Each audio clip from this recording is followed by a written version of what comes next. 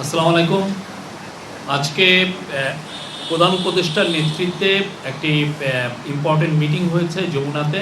মিটিংয়ে বেশ কয়েকজন উপদেষ্টা ছিলেন, আমাদের ন্যাশনাল সিকিউরিটি অ্যাডভাইজার ছিলেন এবং পুলিশের special assistant on home affairs Khudabaksh Chowdhury ছিলেন।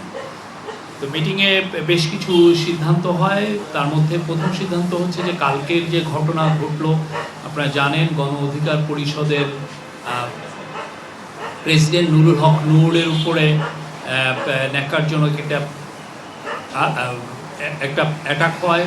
উনি অসুস্থ, ওনাকে খুব ঢাকা মেডিকেলে ওনাকে চিকিৎসা হচ্ছেন। তারপরে ওনাদের যে বৈষম্য বিরোধী আন্দোলনের এই গণ অধিকার পরিষদের ছাত্র পরিষদের নেতা নাজমুল হাসানের উপরও উনিও অনেক ক্রিটিক্যালি ইনজুর্ড হন এবং আমরা দেখেছি রাশেদ খানও ইনজুর্ড হয়েছেন। বেশ কিছু ওনারা বলছেন যে 50 জনের মতো ইনজুর্ড হয়েছেন। তো এই ঘটনার উপরে একটি জুডিশিয়াল তদন্তের সিদ্ধান্ত হয়েছে এবং এই তদন্ত ইম্পার্শিয়াল জুডিশিয়াল তদন্তটা করবেন হচ্ছে একজন হাইকোর্টের জাস্টিসের নেতৃত্বে এই তদন্ত হবে। এটার টার্মস অফ রেফারেন্স এবং এটা আরও কোনো মেম্বার থাকবে কিনা এটা পরবর্তীতে আপনাদেরকে জানিয়ে দেওয়া হবে। মিটিংয়ের আর একটা ডিসিশন ছিল যে আগামীকাল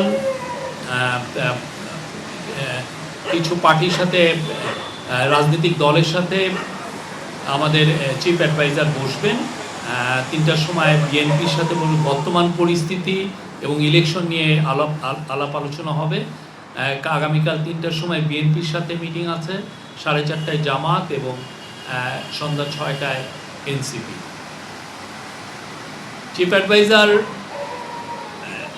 ইনজুর্ড নুরুল হক নূরকে ফোন দিয়েছিলেন। প্রথমে ওনার ওয়াইফ ধরেছিলেন, তারপরে নূরের সাথে কথাও হয়েছে, নূরের ওয়াইফ ধরেছিলেন। উনি তার সমবেদনা জানিয়েছেন। উনি নূর এবং নূরের সহকর্মী যারা আহত হয়েছেন তাদের প্রতি সমবেদনা জানিয়েছেন। উনি যারা গতকাল আহত হয়েছেন প্রত্যেকের বেস্ট পসিবল চিকিৎসার অ্যাসুরেন্স দিয়েছেন। বলেছেন যে এটার জন্য নূরের জন্য অলরেডি আপনারা দেখেছেন যে একটা মেডিকেল বোর্ড গঠন করা হয়েছে এবং অন্যান্য যারা ইনজুর্ড হয়েছেন সবাইকে যেন বাংলাদেশের সর্বোচ্চ সবচেয়ে ভালো চিকিৎসা পান সেটা এনশিওর করার উনি বলেছেন। এবং উনি নূরকে বলেছেন যে এই ঘটনার জুডিশিয়াল তদন্ত হবে, উনি ওনাকে জানিয়েছেন। আর যদি প্রয়োজন হয় কারো চিকিৎসার জন্য সেক্ষেত্রে দেখা যাচ্ছে যে বাংলাদেশে থেকে বেটার বাইরে চিকিৎসার প্রয়োজন হলে তাকে বিদেশেও পাঠানো হবে, উনি এটা বলেছেন। তো আজকে এই ছিল আমাদের আপনাদেরকে বলবার বিষয়। কোনো প্রশ্ন থাকলে বলতে পারেন। আজকের মিটিংয়ে ইলেকশন নিয়েও কথা হয়। এটা জানানো হয় যে ইলেকশন ঠিক যথাসময়ে হবে। 15ই ফেব্রুয়ারির আগে, মানে রোজার আগে ইলেকশন হবে, ফেব্রুয়ারির প্রথমার্ধে এটা হবে। আর এই গভর্নমেন্ট এই যে ঘটনাটা কালকে যে ঘটলো সেই ঘটনাটার নিন্দা জানিয়েছে এবং এটার ইম্পার্শিয়াল যাতে প্রুভ হয় সেই জন্য আপনারা দেখেছেন যে আমরা অলরেডি আজকে ডিসিশন হয়েছে যে একটা জুডিশিয়াল প্রুভ হবে একটা হাইকোর্টের জাজের নেতৃত্বে। না, এটা দুর্বলতা না। উনি, আপনি জানেন, আইন উপদেষ্টা আসিফ নজরুল অনেক বছর ধরে স্টুডেন্টদের পাশে ছিলেন। নুরুল হক নূর আইন উপদেষ্টার সাথে বছরের পর বছর ওনারা একসাথে রাস্তায় নেমে আন্দোলন করেছেন। তো উনি তো ওনার পার্সোনাল ক্যাপাসিটিতে তো এটা বলতেই পারেন। কারণ নুরুল হক নূর উনি আইন উপদেষ্টা হওয়ার অনেক আগে উনি ঢাকা ইউনিভার্সিটির সবচেয়ে ভোকাল প্রফেসর ছিলেন এই ফ্যাসিজমের এগেনস্টে। তো সেই সময় নুরুল হক নূর ছিলেন ওনার সহযোদ্ধা। এবং আপনি জানেন নুরুল হক নূর বা স্টুডেন্টের প্রতিটা যখনই কোনো বড় প্রোটেস্ট হয়েছে সেখানে আসিফ নজরুল ছিলেন একজন ইম্পর্টেন্ট একজন ফিচার। উনি ওইখানে ছিলেন, ওনার সবসময় ওনার প্রেজেন্স ছিল। তো এইখানে উনি এই জন্য দেখেন কালকে উনি কিন্তু শুনেই রওনা দিয়েছেন ঢাকা মেডিকেল কলেজে তার তার চিকিৎসার বিষয়ে খোঁজ খবর নিতে, তার স্বাস্থ্য বিষয়ে খোঁজ খবর নিতে। এটা পরে সিদ্ধান্ত হবে।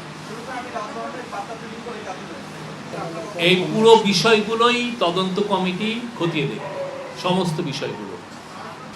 এটা বর্তমান পরিস্থিতি এবং আগামী ফেব্রুয়ারির প্রথমার্ধে যে ইলেকশন হচ্ছে সেই বিষয়ে আলাপ আলোচনা হবে।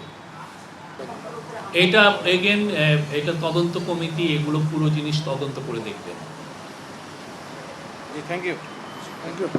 না বলেন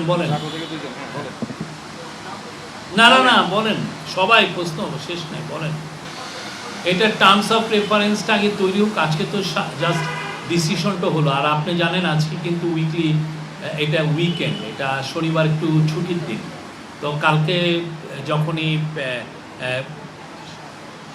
সপ্তাহ শুরু হবে তখন এই কাজগুলো করবে। এটা তখন টিওআর এ কি থাকবে এটা আপনারা জানতে পারবেন।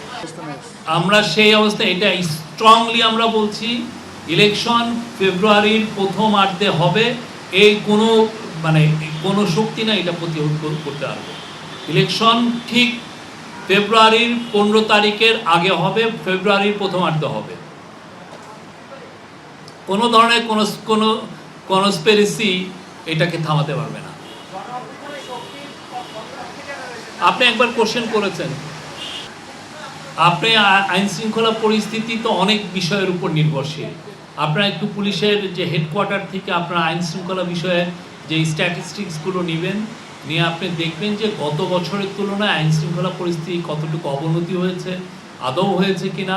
আমি আপনার কাছে আহ্বান করব যে আমরা পুলিশকে কিন্তু আমরা জানিয়েছি যে তারা যেন নিয়মিত স্ট্যাটিস্টিক্সগুলো দেয়, কি হচ্ছে না, আগে কি হয়েছে, গত বছর এই সময় কি হয়েছে।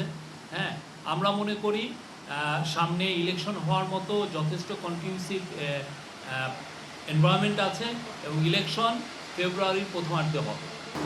এটা তদন্ত করা হচ্ছে। আমি যেটা জানি উনি হচ্ছেন একজন পুলিশ কনস্টেবল।